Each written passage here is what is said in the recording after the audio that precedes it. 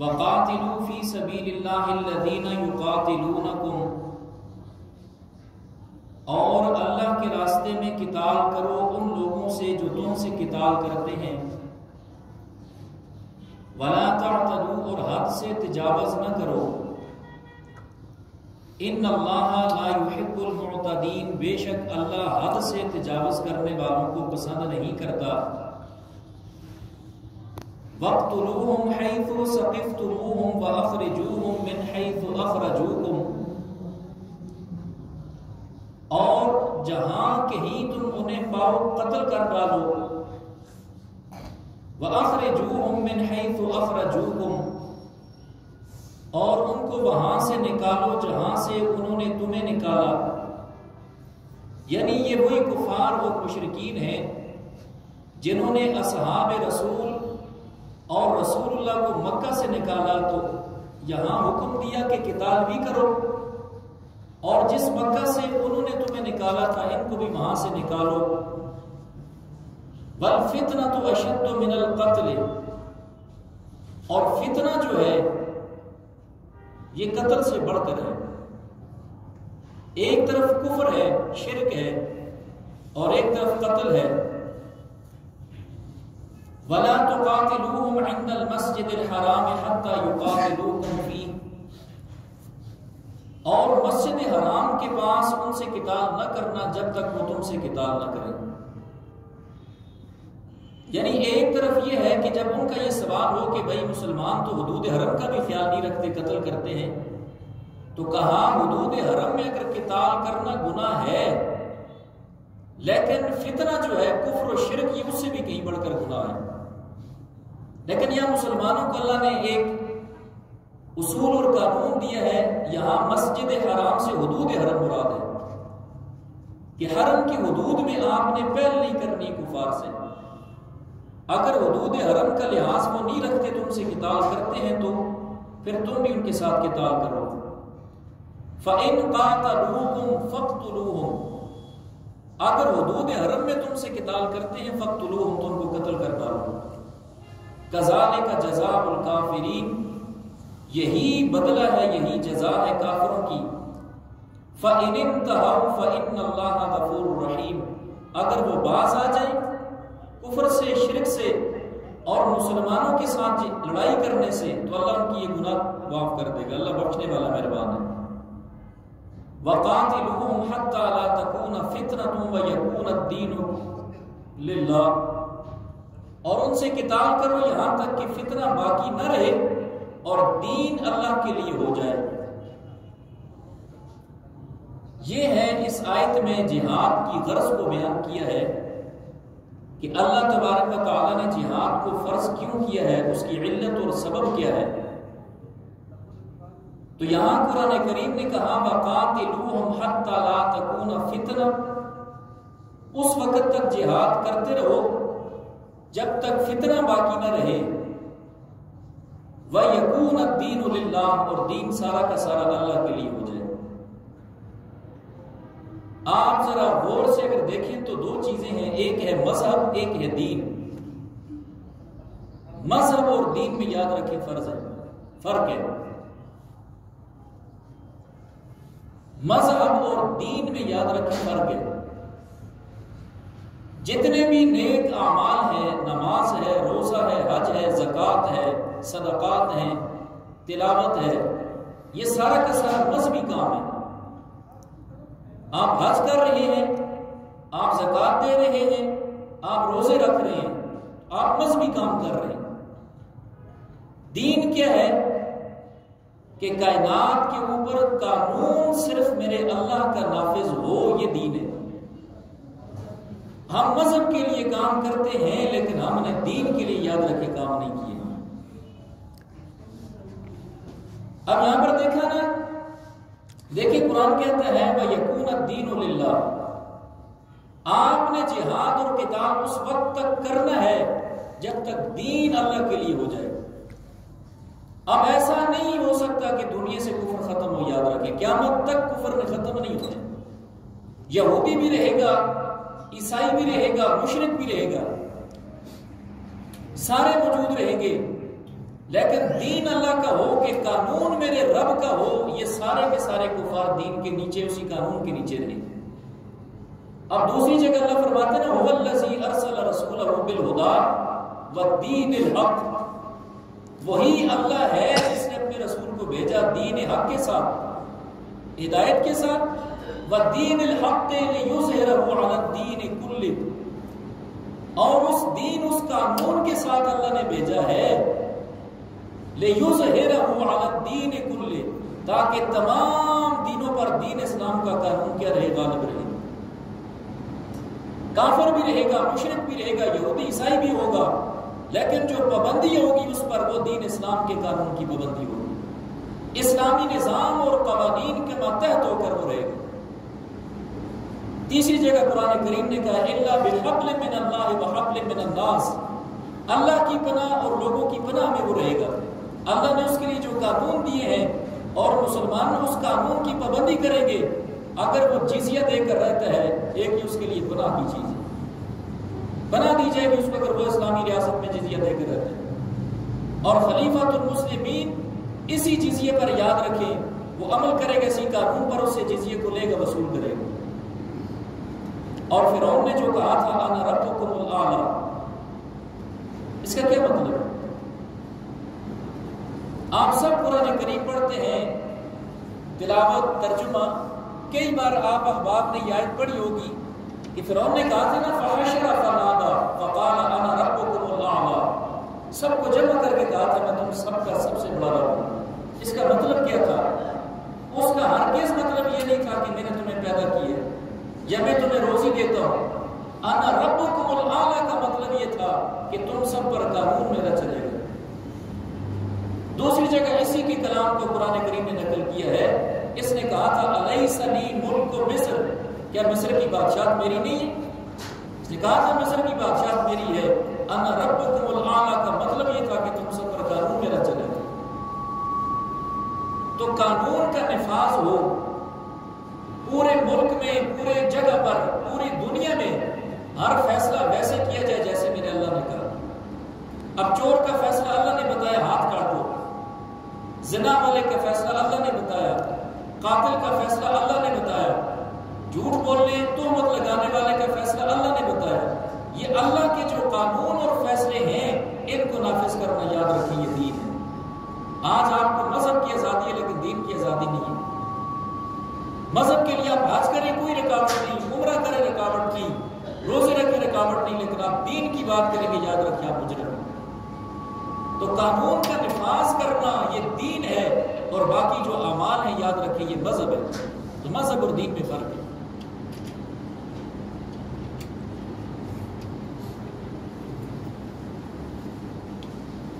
کسی کہنے والے نے کہا تھا کہ کام سے منزل ملتی ہے نہ کہ حسن کلام سے، کام سے منزل ملتی ہے نہ کہ حسن کلام سے، جان کی بازی لگانے سے خدا ملتا ہے۔ اور آج یاد رکھیں امت مسلمہ کو یہ جذبہ نہیں ہے نا، امت مسلمہ یہ جذبہ بلا بیٹھی ہے، وگرنہ اگر اس چیز کا جذبہ ہو تو یاد رکھیں انسان بہت مضبوط ترین چیز ہے، کافر بزدل ہے۔ یاد رکھیں علامہ محمد اقبال اسی جذبے کو بیان کرتے ہیں کہ تیرے شاہینوں کے آگے ہے بحر قطرہ کے سبب، اے سریا بھی جن کے فرساں کے زیر قدم، کہ جس وقت مسلمان میں جذبہ ہو تو پھر یہ سمندر جو ہے نا اس کے سامنے قطرے کی مانند، تیرے شاہینوں کے آگے بحر ہے قطرہ کے سبب، ہے سریا بھی جن کے فرساں کے زیر کمن، کہ جب اپنی پرواز پر یہ نظمان اٹھے تو پھر یہ جو سریا ستارہ ہے یہ بھی ان کے پھولوں کی ٹانگوں کے نیچے آئے گا، یہ اتنی بلند جائے گی۔ امت مسلم کو جذبہ نہیں ہے۔ وَيَكُونَ الدِّينُ لِلَّهِ، اور دین سارا کا سارا اللہ کے لیے ہو جائے گا۔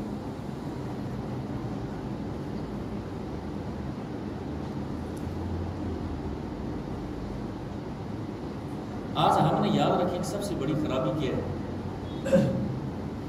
سب سے بڑی خرابی یہ ہے کہ ہم نے دو چیزوں کو یاد رکھیں الگ کی ہے، اور یہ ہم نے نہیں کی ہے، یہ ایک بڑی سازش اور بڑے پروگرام کے تحت یہ ادا کیا گیا۔ آج ہم نے جو مسجد ہے، مسجد کو فقط 5 نمازوں کے لیے رکھو، اور اتنا ایک مخصوص نظام کے تحت ہم نے نظام حکومت اور مسجد کو دونوں کو الگ الگ کیا، اور مولوی کو ایک مسجد میں پابند بنا کے ایک کمیٹی بنائی، اس کو ملازم کی حیثیت سے رکھا کہ بھائی اس نے یہ ہمارے اس سے آگے کرنا ہی نہیں، جیسا کمیٹی چلائے ویسے کرنا، نہیں تو اس کو کیا کرنا، فارغ کرنا۔ وگرنہ یاد رکھیں کہ یہی وہ مسجد ہے جس پر سب سے پہلی ذمہ داری حاکم وقت کی ہے۔ آپ فقہ کا مسئلہ اٹھائیں، فقہ کی کتابیں اٹھائیں، جنازے کا سب سے پہلا حق کس کا ہے؟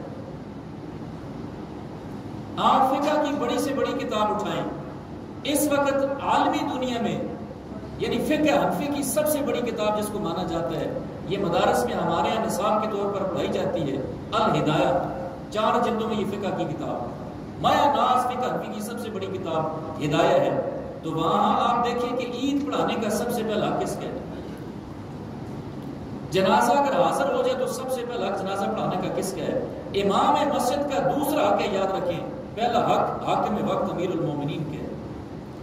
جمعے کا سب سے پہلا حق کس کا ہے؟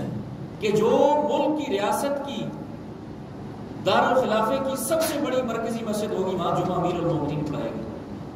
عید چاہے چھوٹی ہو یا بڑی ہو، پہلا حق حاکم وقت کا ہے کہ وہ آ کر عید پڑھائی جاتا ہے۔ جنازہ حاضر ہو تو سب سے پہلا جنازے کی امامت کا حق امیر المومنین یعنی حاکم وقت کا ہے، وہ نہ ہو تو پھر امام حی ہے۔ تمام فقہ کی کتابوں میں ہم نے اس نظام کو یاد رکھیں، الگ کرنے کے بعد اب یہ تو ایک مسجد ہے اور ایک حکومتی اختیار ہے، یاد رکھیں، اور حکومتی اختیار وہ ہے کہ سارے شعبے پھر اس کے ماتحت ہیں۔ حاکم وقت کے لیے تو شرط اول یہ ہے اس کے پاس علم ہو، لیکن ہم نے یہ تفریق کرنے کے بعد یاد رکھیں کہ حاکم اور یہ شعبہ حکومت کا ان لوگوں کو دیا ہے جن کو نہ کلمہ پڑھنا آتا ہے نہ سورہ اخلاص پڑھنی آتی ہے، اور مولویوں کو اس مسجد تک پابند کر دیا۔ اور پھر یہ کہا جاتا ہے کہ بھائی، اور میں یہ بڑے وثوق کے ساتھ کہتا ہوں، یاد رکھیں، سیاست کس کو کہتے ہیں؟ سیاست کہتے ہیں حکومت نظام، اسلامی نظام کو چلانا، ایک نظام بنانے کو سیاست کہتے ہیں۔ آج یہ نعرہ سب سے پہلے مرزائیت نے نکالا، یاد رکھیں، آپ اس کی تحقیق کریں، اگر میں نے ثابت نہ ہوا یاد رکھیں میں آپ کا مجرم ہوں۔ یہ نعرہ مرزائیت نے لگایا تھا کہ مولوی کا سیاست سے کیا کام ہے۔ تو پھر اتنا بڑا جو نظام ہے، پوری ریاست کا نظام جس کے متحد سارے نظام ہیں، وہ ایک فاسق فاجر کے حوالے کر دو اور مولوی کو مسجد تک پابند کر دو کہ بھائی یہ دین کا کام، یہ صرف یہ دین کا سب سے بڑا شعبہ یاد رکھیں یہ ہے کہ اللہ کے قانون کو نافذ کیا جائے، جو افغانستان والوں نے مولویوں نے کر کے دکھایا۔ تو یہ تفریق جو ہے یاد رکھیں، اس تفریق نے ہمیں بہت کچھ کی ہے۔ اب آپ اس میں تھوڑا سا اور پیچھے جائیں تو فاروق اعظم رضی اللہ تعالیٰ عنہ کتنے مربع میل پر حاکم تھے، آپ سب جانتے ہیں، کتنے ہزار کلومیٹر، کتنے ہزار مربع کلومیٹر کا حاکم ہے، لیکن مسجد نبوی کا امام ہے۔ جمعہ بھی عمر فاروق پڑھاتے ہیں، فجر کی نماز فاروق اعظم پڑھاتے ہیں، اور نمازیں بھی پڑھاتے ہیں، یعنی کئی لاکھ مربع میل پر محیط جو ہے، کئی ملکوں پر محیط وقت کا حاکم ہے، لیکن مسجد نبوی کا امام ہے۔ ابو بکر صدیق رضی اللہ تعالیٰ عنہ کتنی بڑی وسیع سلطنت کا امیر ہے، حاکم ہے، اور ساتھ مسجد نبوی کا امام ہے۔ اور عمر فاروق کو تو پھر مصلی نبوی پر یعنی شہید بھی تو کیا گیا تھا نماز کے بعد۔ یاد رکھیں یہ جو شعبہ سیاست کا ہے، اسلامی سیاست جو شرعی سیاست ہے، یہ اہل علم کا کام ہے۔ شاعر کہتے ہیں گر جدا ہوگی سیاست سے تو رہ جاتی ہے چنگیزی، یہ تو اسلامی شعبہ ہے۔ اور پھر اس کو تو یہاں تک بعض نے لکھا ہے کہ وہ ہے امامت کبریٰ، یہ ہے امامت صغریٰ، چھوٹی امامت یہ بڑی امامت ہوا، یاد رکھیں۔ حاکم وقت پوری امت کا امام ہوتا ہے، جیسے وہ چلتا ہے امت مسلم ساری اس کے پیچھے چلتی ہے۔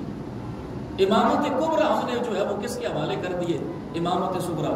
پھر اور مفسرین نے اگر اس بات کو کھولا تو آپ مسجد نبوی کو دیکھ لیں، یہی وہ مسجد نبوی تھی جہاں پر صحابہ تلوار بازی کیا کرتے تھے۔ اب عائشہ صدیقہ رضی اللہ تعالیٰ نے فرماتی ہے کہ رسول اللہ کا ہاتھ مبارک ایسے تھا تو میں نے اس کندھے سے جھانک کر صحابہ کو تلواریں چلاتے ہوئے دیکھا تھا مسجد نبوی، اور یہی وہ مسجد نبوی تھی اسی مسجد نبوی میں بیٹھ کر رسول اللہ نے کئی لشکر تشکیل دیے تھے، کہا اس لشکر کو اس طرف بھیج دو، اس لشکر کو اس طرف بھیج دو۔ یہی وہ مسجد نبوی تھی جہاں رسول اللہ نے بیٹھ کر کہا تھا فلاں کے ہاتھ کاٹ دو، فلاں کا سر قلم۔ ہم تو مسجد کے نظام کو سمجھے ہی نہیں۔ یہی ایک مسجد دارالقضاء بھی ہے، یہاں بیٹھ کر رسول اللہ نے فیصلے کیے۔ یہی مسجد کو ماسٹر کے طور پر استعمال کیا کہ یہاں صحابہ کی جو ہے جنگی عملی مشق بھی کروا کے رسول اللہ صلی اللہ علیہ وسلم نے دکھایا۔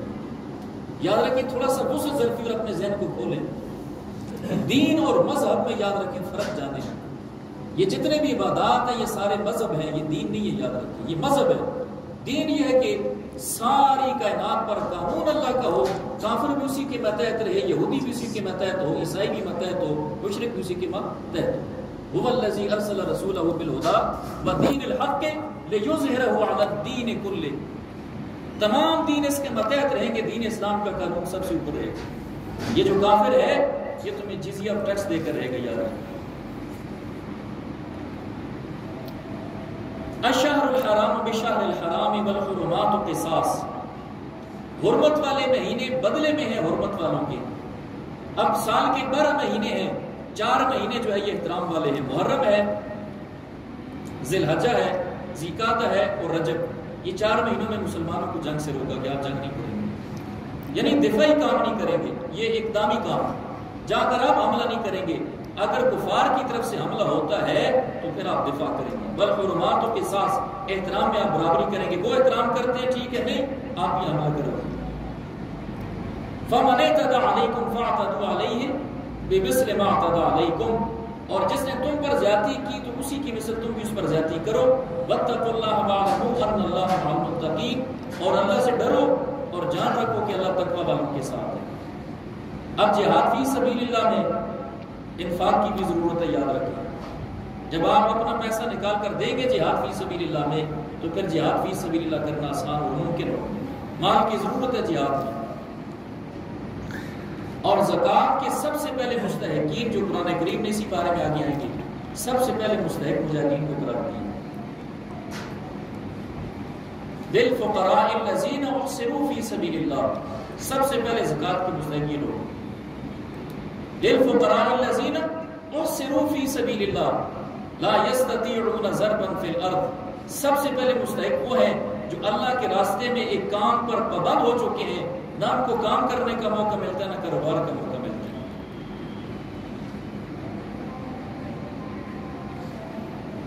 اس لیے آگے پھر کہا وانفقوا فی سبیل اللہ، اللہ کے راستے میں خرچ بھی کیا کرو، اللہ کے راستے میں خرچ کیا کرو۔ ولا تلقوا بأیدیکم الی التہلکہ، اور اپنے ہاتھوں سے خود کو ہلاکت میں نہ ڈالو۔ واحسنوا، اور نیکی کرتے رہو۔ ان اللہ یحب المحسنین، بے شک اللہ نیکی کرنے والوں کو پسند کرتا ہے۔ اب جہاد کے بعد پھر آگے حج کو بیان کیا۔ آپ نے روزوں کی پابندی بھی کرنی ہے تاکہ آپ کے نفس کی اصلاح ہو، اور پھر آپ نے حج بھی کرنا ہے۔ تو یہاں حج اور جہاد کا ربط کیا، آپس میں تعلق کیا ہے؟ تو کہا کہ اس عبادت کا آپ کو حکم دیا، یہ وہ عبادت ہے جو بیک وقت دونوں کام کرتی ہے۔ ایک تو عبادت مالی ہے، ایک بدنی ہے۔ نماز صرف بدنی عبادت ہے، زکوٰۃ مالی عبادت ہے، صرف آپ مال دیتے ہیں۔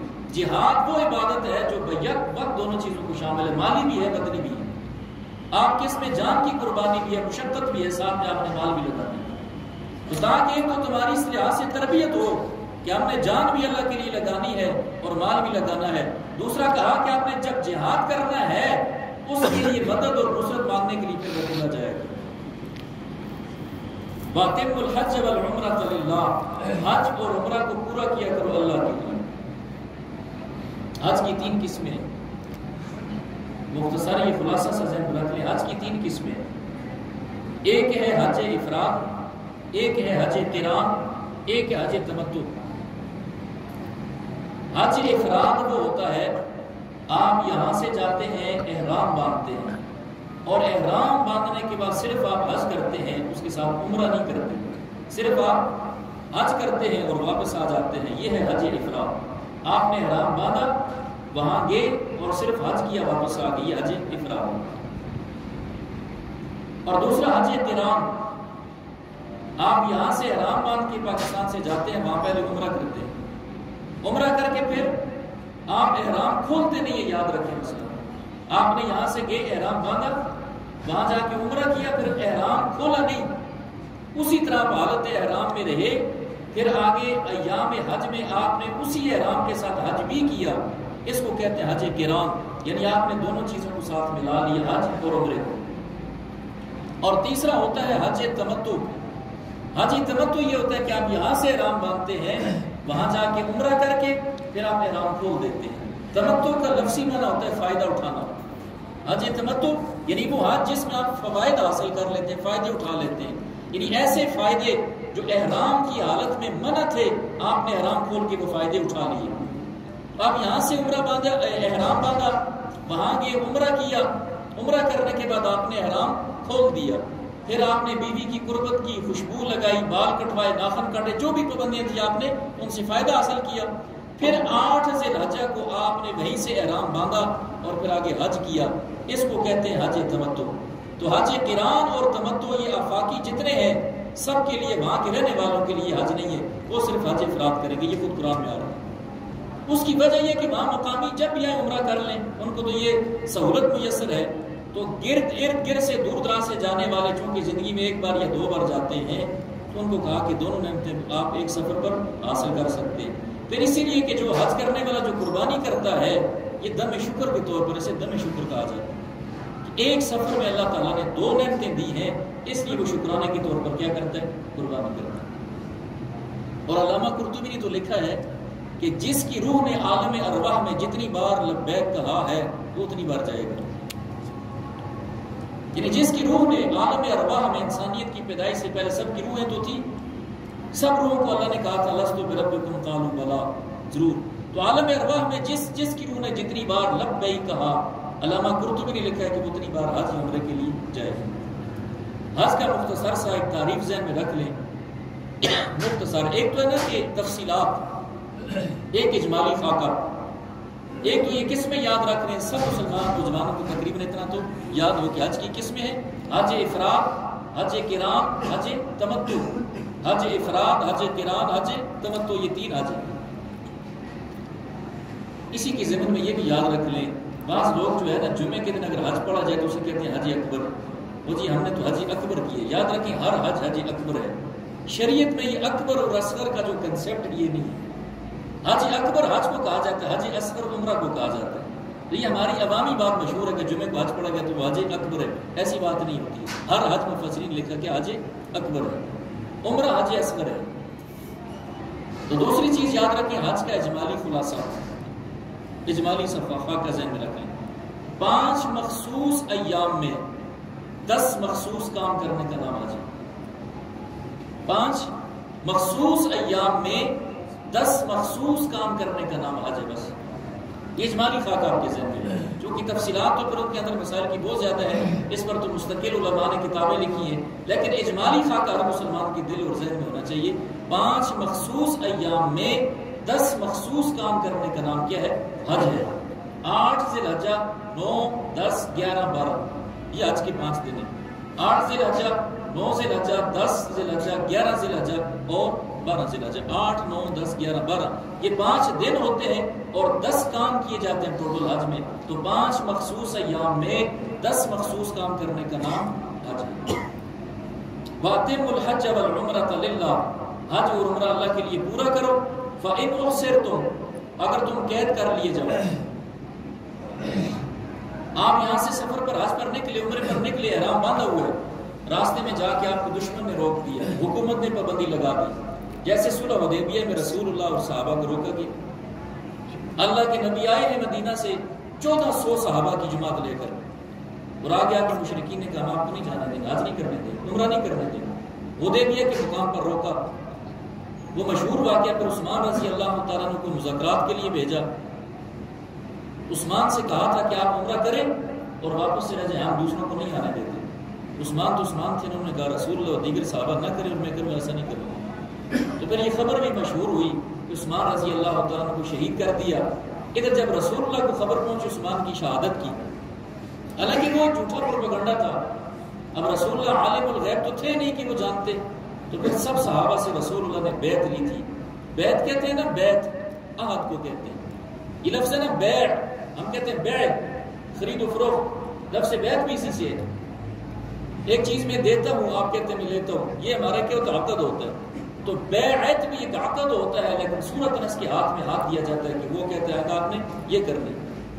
اب جیسے رسول اللہ سے صحابہ بیعت لیتے رہے اور آج تک امت مسلمہ کے اندر بیعت کا سلسلہ ہے الحمدللہ. عہد ہوتا ہے نا، ایک آدمی ہے وہ نیک صالح ہے، متقی ہے، وہ کسی سے عہد لیتا، ہاتھ میں ہاتھ ڈال کر وعدہ لیتا ہے کہ بھائی آپ نے آئندہ یہ اچھے کام کرنے، یہ برے کام نہیں کرنے. تو عثمان کے بدلے کے لیے رسول اللہ نے صحابہ سے بیعت لی تھی، اور اسی بیعت کو پھر قرآن کریم نے بیان کیا تھا، لقد رضی اللہ عن المؤمنین اذ یبایعونک تحت الشجرہ. تو اس کا نام نا بیعت رضوان اسی لیے رکھا کہ لفظ رضی اللہ سے، لقد رضی اللہ عن المؤمنین، کہ اس بیعت کی وجہ سے اللہ تعالیٰ مومنوں سے راضی ہوا، تب اس بیعت کو بیعت رضوان کہا گیا، یعنی وہ بیعت جس میں اللہ تعالیٰ راضی ہوئے تھے. اور اپنا ایک ہاتھ رسول اللہ نے نیچے رکھا، پھر صحابہ نے اوپر ہاتھوں میں ہاتھ دیا، تو آخر میں اپنا ہاتھ یہ والا اوپر رکھا تھا، کہا تھا یہ عثمان کا ہاتھ، خون کا بدلہ لیں گے. تو بہرحال مختصر یہ کہ پھر صحابہ کو وہاں روکا. اب یہ لوگ احرام باندھے ہوئے ہیں، روک دیے کہ نہیں جانے دیے. تو آپ جب روک دیے جائیں، آپ کو حج عمرہ نہ کرنے دیا جائے، آپ نے ایسا نہیں کرنا کہ ڈائریکٹ احرام کو کھول دینا. اس چیز کو قرآن بیان کرتا ہے، کہتے ہیں کہ فَإِنْ أُحْصِرْتُمْ فَمَا اسْتَيْسَرَ مِنَ الْهَدْيِ، اگر آپ کو روک دیا گیا آپ قربانی کر کے احرام کو کھولیں گے، وہاں حرم میں جانور بھیجیں گے. وَلَا تَحْلِقُوا رُؤُوسَكُمْ، اور اپنے سروں کو بھی منڈوائیں گے نہیں، حَتَّى يَبْلُغَ الْهَدْيُ مَحِلَّ هَدْيُ، وہ جانور جو مینا میں حرم میں ذبح کیے جاتے ہیں قربانی کے طور پر، اس کو ہدی کہتے ہیں. جب ہدی وہاں پہنچ جائے، ذبح ہو جائے، آپ نے اس کے بعد سر منڈوانا ہے. اور آج کا بھی قانون یہی ہوتا ہے کہ پہلے قربانی ہوتی ہے پھر سر کو منڈوایا جاتا ہے. لیکن ایک شخص بیمار ہے، معذور ہے، اس کو قربانی سے پہلے اگر ضرورت آ گئی ہے، معالج یا طبیب کہتے ہیں کہ بھائی آپ سر منڈواؤ، آپ کے سر میں تکلیف ہے، تو قربانی سے پہلے اگر وہ منڈوا دے اس کے لیے جائز ہے. فَمَنْ كَانَ مِنْكُمْ مَرِيضًا أَوْ بِهِ أَذًى مِنْ رَأْسِهِ، جو شخص مریض ہو یا سر میں تکلیف ہو تو سر پہلے منڈوا دے. فَفِدْيَةٌ مِنْ صِيَامٍ، تو یہ جو پہلے سر منڈوائے تو کم از کم پھر 3 روزے رکھے گا. أَوْ صَدَقَةٍ، یا پھر صدقہ کرے گا، یعنی کم از کم جو ہے نا پھر 6 آدمیوں کو کھانا کھلائے. أَوْ نُسُكٍ، یا کم از کم کچھ نہ کچھ جانور کی قربانی کرے. اور نسک کی کم سے کم ادنا تعداد بکری ایسے طے نہیں. فَإِذَا أَمِنْتُمْ، یہ تو اس صورت میں ہے کہ جب آپ کو روک دیا گیا، عام حالت میں، امن کی حالت میں، جب آپ کی حج عمرہ میں کوئی رکاوٹ نہیں ہے، اس صورت میں فَمَنْ تَمَتَّعَ بِالْعُمْرَةِ إِلَى الْحَجِّ فَمَا اسْتَيْسَرَ مِنَ الْهَدْيِ، جس شخص نے فَمَنْ تَمَتَّعَ فائدہ اٹھایا بِالْعُمْرَةِ عمرہ سے إِلَى الْحَجِّ، حج تک، یہ وہ تیسری قسم بیان ہوئی حج تمتع. فَمَا اسْتَيْسَرَ مِنَ الْهَدْيِ، تو جو میسر ہو قربانی کرے. سب سے آخری درجہ یعنی کہ بکری ہے، دمبا ہے، باقی بڑی اگر آپ کی توفیق ہے، اونٹ کی ہے، گائے کی ہے، بیل کی ہے، تو آپ وہ بھی کر سکتے ہیں. اور جس شخص کی اتنی بھی طاقت نہ ہو، قربانی نہیں کر سکتا، فَمَن لَمْ يَجِدْ فَصِيَامُ ثَلَاثَةِ أَيَّامٍ فِي الْحَجِّ وَسَبْعَةٍ إِذَا رَجَعْتُمْ، تو پھر جس شخص کی قربانی کی استطاعت نہ ہو وہ 10 روزے رکھ لے 3 ایام حج میں، وَسَبْعَةٍ إِذَا رَجَعْتُمْ، 7 جب تم حج سے فارغ ہو جاؤ. رجعتم کا یہ مطلب نہیں ہے کہ اپنے ملک واپس آ کے رکھنا ہے، یہاں مفسرین نے لکھا رجعتم فرغتم، جب حج سے فارغ ہو جاؤ، مکہ میں ہو مدینہ میں ہو، وہاں پر بھی کیا رکھ سکتے ہیں. تلک عشرۃ کاملہ، یہ آپ کے 10 روزے اس قربانی کے عوض میں ہو جائیں گے.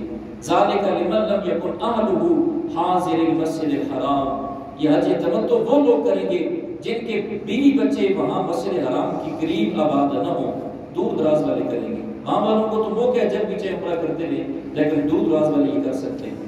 واتقوا اللہ واعلموا ان اللہ شدید العقاب، اور اللہ سے ڈرو اور جان رکھو کہ اللہ سخت سزا دینے والا ہے.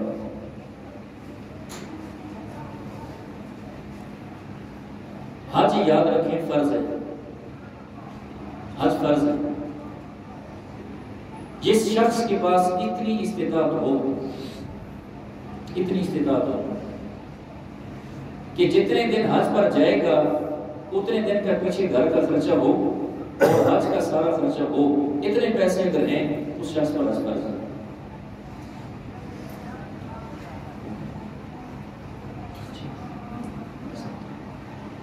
مثلا اتنے پیسے اگر آپ کے پاس ہیں کہ آپ حج کے اخراجات جتنے وہاں لگیں گے وہ اور جتنے دن آپ رہیں گے پیچھے آپ کے اہل و عیال کا خرچہ ہو، اتنے پیسے اگر آپ کے ہیں، آپ کے پاس ہیں، تو یاد رکھیں حج فرض ہے۔ ابن ماجہ کے اندر حدیث ہے، محمد رسول اللہ صلی اللہ علیہ وسلم نے فرمایا جس شخص پر حج فرض ہو، جس شخص پر حج فرض ہو اور وہ حج نہ کرے، اس کو یہ اختیار ہے کہ یہودی مرے یا عیسائی مرے۔ یہ حدیث کے الفاظ ہیں۔ استطاعت کے باوجود حج نہیں کرتا، اس کو اختیار ہے چاہے وہ یہودی مرے یا نصرانی مرے۔ ایک دوسری بڑی غلط فہمی، اب حج میں جو سر مڑوایا جاتا ہے یا تو قصر ہے یا سر مڑوانا ہے۔ قصر کا معنی ہوتا ہے بال چھوٹے کروانا۔ اب عورتیں قصر کرتی ہیں، جو اس نے فقہا نے لکھا کہ بالوں کو ایسے لپیٹیں انگلی کے کورے پر، جتنی مقدار آئے اتنے کاٹ لیے جائیں۔ اب مرد بھی اگر قصر کروانا چاہے تو وہ سارے بال کٹوائے گا، سارے، یعنی آپ کے سارے بال کٹنے چاہیے۔ اگر آپ کے لمبے بال ہیں، زلفیں ہیں، تو پھر آپ پیچھے سے ایک ہاتھ تک اتنے سے کٹوا دیں۔ اگر آپ کے عام جیسے ہی لوگوں کے بال چھوٹے ہیں تو پھر سارے بال کٹنے چاہیے۔ اور یہ ہمارے لوگ ایسے ہیں نا، بعض سیاسی طبقہ یا ہمارے بعض احباب جن کو بودی بڑی پیاری ہوتی ہے نا، پھر چھوٹی سی کسی جگہ سے کٹ لگواتے ہیں، ایسے نہیں ہوتا، یاد رکھیں۔ اور مشورہ یا جذبہ تو یہ ہونا چاہیے، یاد رکھیں رسول اللہ نے حج یا عمرے کے موقع پر سر مڑوایا ہے، اور مڑوانے والے کے لیے 3 دفعہ اللہ کے رسول نے رحمت کی دعا بھی کی ہے، اور سر مڑوانا یہ افضل ہے۔ تو یہ ہمارا جذبہ ہے کہ ہم اپنی گودی اور بال نہیں کٹوا سکتے تو ہم گلا کیا کٹوائیں گے؟ جذبہ یہ رکھنا چاہیے، بھائی میرے اللہ کا حکم ہے یہاں، ہم تو اس نہج پر جانا چاہتے ہیں کہ ہمیں جہاں حکم ہو ہم گلا بھی کٹوائیں۔ میرا یہ ایمانی جذبہ ہو کہ میں اللہ کے لیے اپنے بال قربان نہیں کر سکتا تو میں اللہ کے لیے جان کیا ہوں۔ اس لیے یاد رکھیں دین اسلام کی اپنی تشریعات سے بچا کے بعد لوگ چھوٹا سا کٹ لگوائے تو ٹھیک ہو گیا، ایسے نہیں ہوگا۔ پورے سر کے بال میں یا قصر ہوں گے یا پھر حلق ہو۔ اللہ تبارک و تعالی ہم سب کا حامی و ناصر ہو اور ہمیں قرآن کو پڑھنے کی، سمجھنے کی، عمل کرنے کی توفیق عطا فرمائے۔ وآخر دعوانا ان الحمد للہ رب العالمین۔